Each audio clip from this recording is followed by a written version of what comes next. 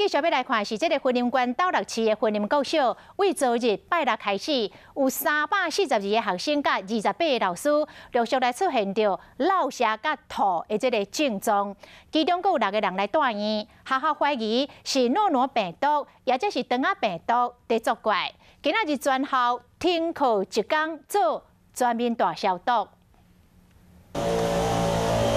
今仔日上课，云林国小煞停课1天，全校大消毒。包括教室含灶骹每一个所在，拢会变清气，因为有300多个老师学生小刷出现吐咳流的情形。没有其他什么症状，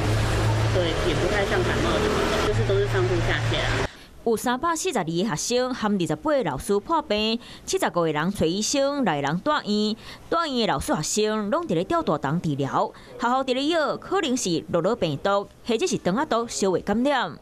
朝向这个所谓的病毒感染跟的一个检体采检跟食物2个方面，我们都是同时并行来做这个采检。 老师学生破病时间点集中伫咧拜六暗时到礼拜日下早这段时间，卫生局接到通报了后，随甲囡仔食中昼顿包顿去检验。迄天中昼食鸡仔肉、豆肉葱炒卵、炒高丽菜含冰的绿豆番薯汤，倒一项无清气，爱1礼拜时间检验才会出来。若本来停课1天，有别个国小要去云林国小参加英语营队，嘛会先暂时延期，较袂互病毒搁传出去。